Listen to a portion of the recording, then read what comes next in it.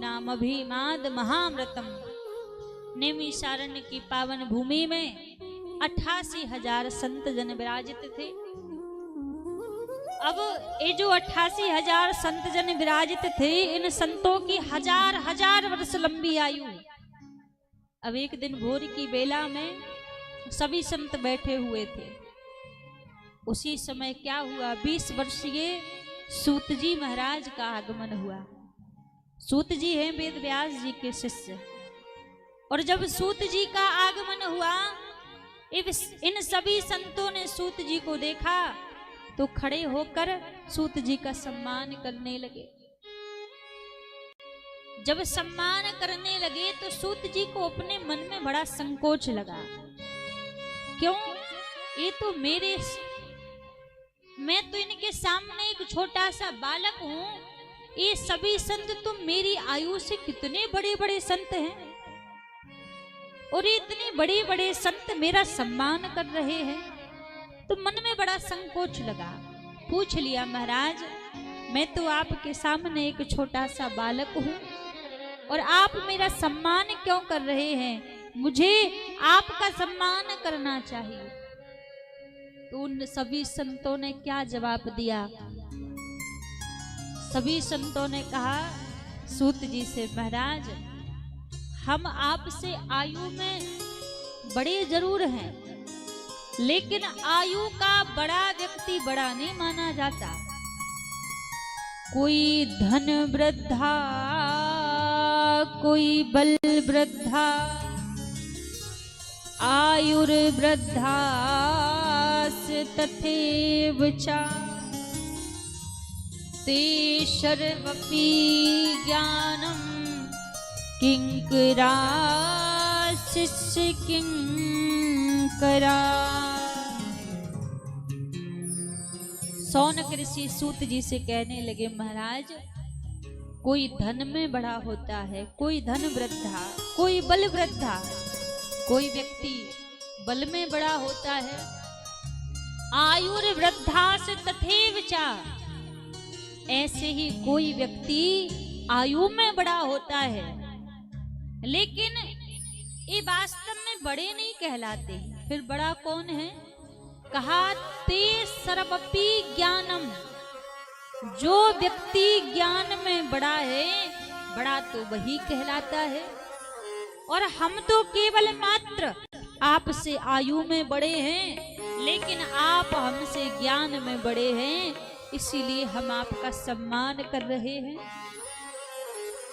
और तुरंत ही सौनक ऋषि कहने लगे सूत जी महाराज से, महाराज व्यक्ति के हृदय में जो अज्ञान रूपी अंधकार भरा हुआ है, उसको दूर करने के लिए आप एक नहीं, आप करोड़ों सूर्य के समान हैं।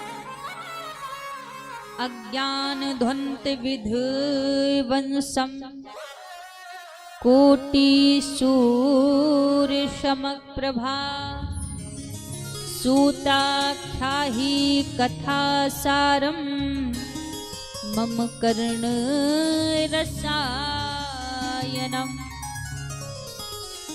सूत जी महाराज कहने लगे, सूत जी से सौनक ऋषियों ने कहा, महाराज व्यक्ति के हृदय में जो अज्ञान रूपी अंधकार भरा हुआ है, उस अज्ञान रूपी अंधकार को मिटाने के लिए आप एक नहीं, आप करोड़ों सूर्य के समान हैं, कोटि सूर्य समप्रभा। और कहा, महाराज आप हमारे इन कानों को ऐसी कथा सुनाइए जिस कथा को सुनकर हमारा ये मन भगवान कृष्ण के चरणों में लग जाए। सूताख्याहि कथा सारम मम कर्ण रसायनम। इन कानों को आप ऐसी कथा श्रवण कराइए जिससे ये मन का अज्ञान मिट जाए और हमारा ये मन भगवान के श्री चरणों में लग जाए। जैसे ही भैया प्रश्न किया, सूत जी बड़े प्रसन्न हुए, क्योंकि संतों के सामने कभी व्यर्थ के प्रश्न नहीं करना चाहिए। सूत जी प्रसन्न हुए कि आपने बिल्कुल अच्छा प्रश्न किया है, व्यक्ति का जीवन है क्या? कभी सोचा कि हमारा जीवन क्या है?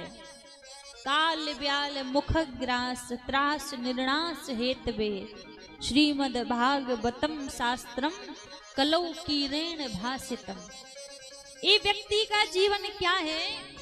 मान लीजिए एक बहुत बड़ा सर्प है और एक सर्प के मुख में हम आप सभी बैठे हुए हैं, तो हम आप उस सर्प के मुख में जीवित कब तक हैं? जब तक उस सर्प ने अपने मुख को बंद नहीं किया तभी तक ही हम जीवित हैं। और जिस समय उस सर्प ने अपने मुख को बंद कर लिया उसी समय हमारे जीवन की अंतिम शाम हो जाएगी। उसी प्रकार सूत जी कहते हैं, महाराज ये जो कलयुग है, ये जो कली काल है, काल ब्याल मुख ग्रास, ये कलयुग भी एक काल का मुख है और उस काल के मुख का ग्रास बनके हम आप सभी उसके मुख में बैठे हुए हैं। अब हम जीवित कब तक हैं? जब तक उस सर्प ने अपने मुख को बंद नहीं किया। वैसे ही इस कलिकाल में, इस कलयुग में जिसका भी जन्म हुआ है तो ये संभव है कि उसकी मृत्यु होना सुनिश्चित है। जिसका भी जन्म हुआ है तो पक्की बात है कि मृत्यु उसकी होगी, क्योंकि संसार में केवल दो ही चीजें सत्य है, केवल दो चीजें सत्य है। एक तो भगवान का नाम सत्य है और दूसरी व्यक्ति की मृत्यु सत्य है, कि जब जन्म हुआ है तो इसकी मृत्यु भी पक्का है, आज कल कभी ना कभी मृत्यु होनी ही है। और एक भगवान का नाम इस संसार में परम सत्य है और तीसरा इस संसार में सब मिथ्या है, सब झूठा है। कितना भी किसी को सत्य कह लो, सत्य केवल प्रभु का नाम और प्राणी की मृत्यु ही सत्य है।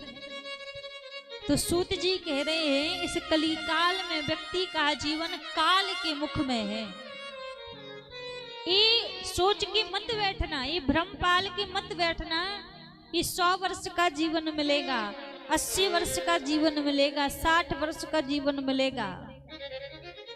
एक पल से अगले पल का भरोसा नहीं है व्यक्ति के जीवन का। आज बैठे हैं, अगले पल क्या हो जाए इसकी कोई गारंटी नहीं है, इसका कोई भरोसा नहीं है।